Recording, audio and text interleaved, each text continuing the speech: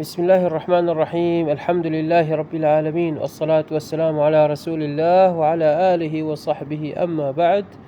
السلام عليكم ورحمة الله تعالى وبركاته، طلاب صف السادس الابتدائي. إن شاء الله كلكم ناجحين، والسنة الجاية تداومون بالصف الأول المتوسط، مرحلة جديدة وسهلة إن شاء الله. الصف الأول المتوسط أيضا سهل. شدوا حيلكم، امتحانات وزارية شوية، أجل الألعاب، أجل أنه تروح تلعب طبة أو شيء، حتى إن شاء الله رب العالمين يوفقكم.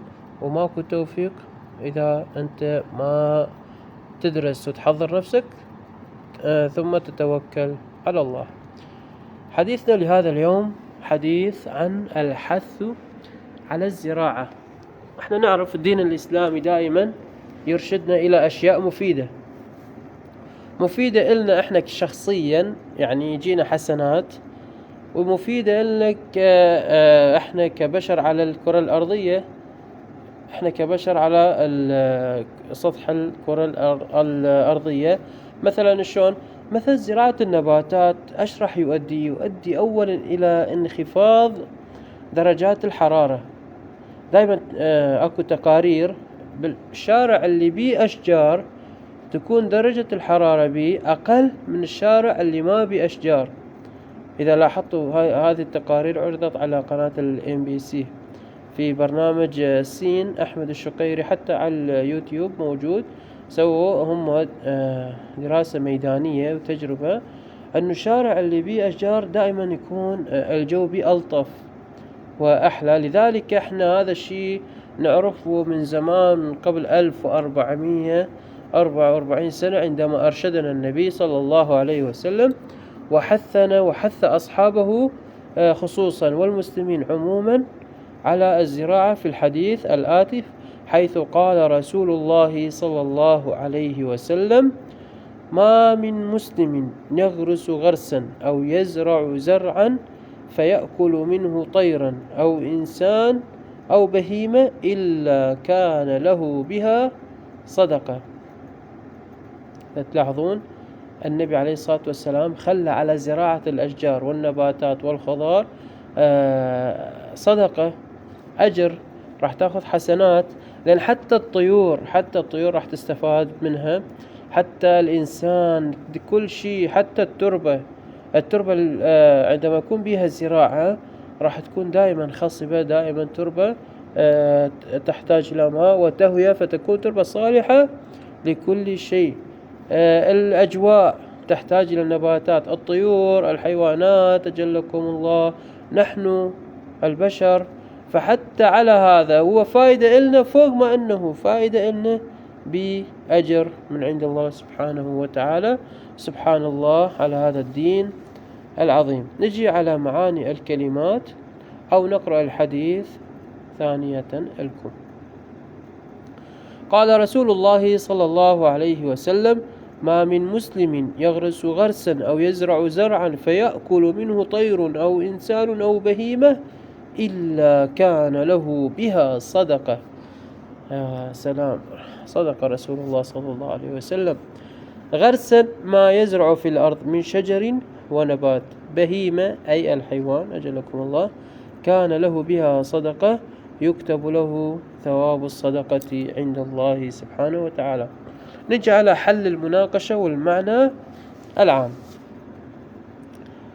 كيف تنتفع بالمزروعات؟ الجواب: كل زرع يزرعه المسلم ثم ينتفع به إنسان أو حيوان أو طير سيجزي به الله تعالى أجرا وصدقة على زراعته، فمن أراد أن يجزيه الله خيرا ويرضى عنه عليه أن يسعى إلى زراعة ما ينتفع به. أي شيء نزرعه إلا بصدقة ورضا من الله سبحانه وتعالى وأجر إن شاء الله نحصله يوم القيامة. لماذا يحثنا ديننا الحنيف على الزراعة؟ ليش الإسلام يحثنا على الزراعة؟ عرفنا ذلك عن طريق قول النبي صلى الله عليه وسلم قبل قليل. الجواب: يحثنا على الزراعة للحفاظ على حياة الإنسان والحيوان والطير وهي استمرار الحياة وجمالها. تمام. فائدة لنا حتى استمرار الحياة. ما فوائد النباتات والأشجار؟ أولا هي مصدر طعامنا، يعني أنت ما تأكل طماطة إذا ما تزرع شجرة الطماطة، مو تفاح ماكو، برتقال ماكو إذا ما نزرع الأشجار. بطاطا، أي شيء يوميا إحنا ما نأكل بطاطا مثلا أو تمن أو أي شيء قدامك هو كله من الزرع دا يجينا. ثانيا مصدر لعلاج كثير من الأمراض. تروح على أبو الأعشاب، الأعشاب شنو؟ نباتات، ينطيك أعشاب.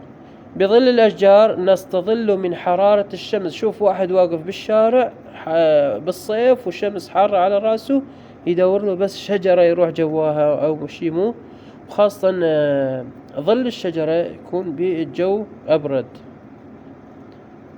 تلطف الجو كما ذكرنا قبل قليل. الشارع اللي بيه أشجار درجة الحرارة بيه أقل ما يقارب تقريبا 15 درجات من الشارع اللي ما بيه.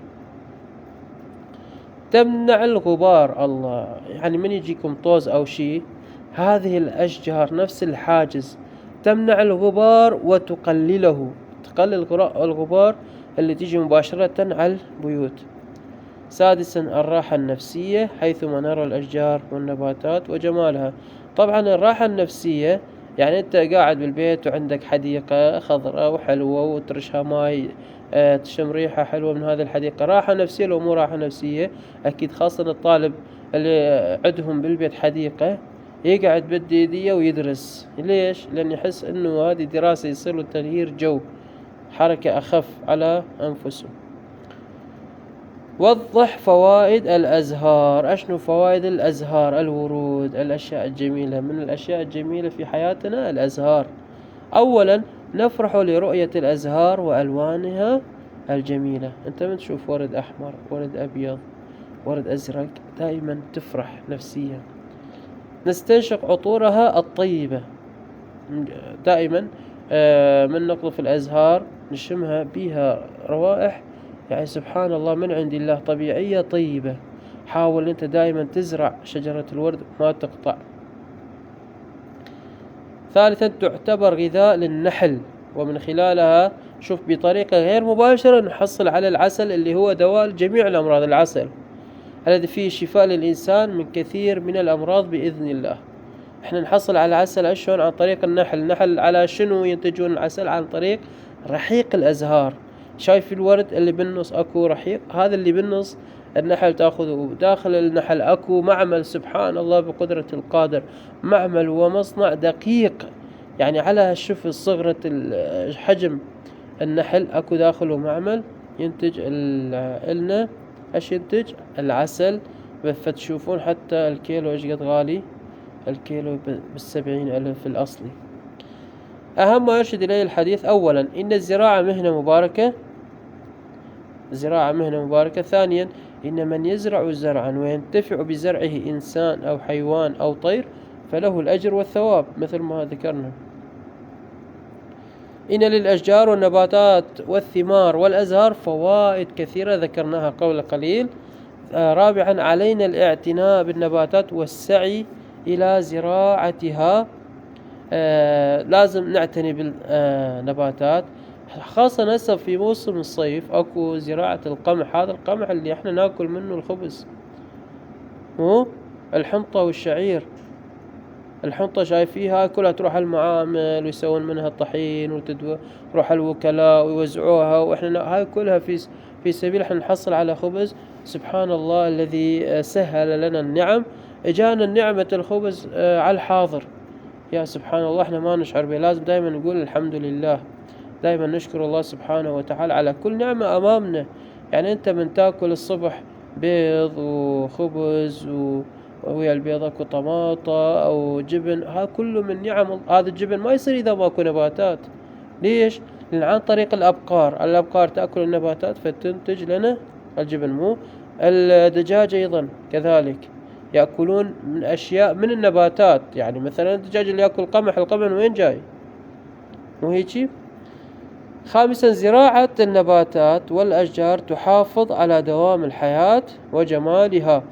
دائما النباتات، واحد إذا يريد يخلي بيته حلو يسوي حديقة ومتسلقات وشجر، يجيب الشجر اللي بيه ورود الألوان متعددة حتى يكون هناك جمالية للبيت.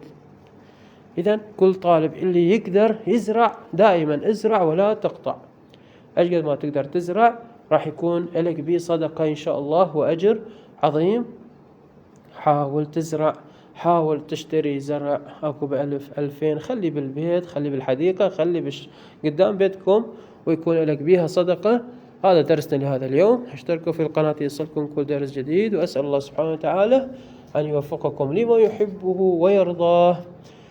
السلام عليكم ورحمة الله وبركاته، في أمان الله وحفظه ورعايته.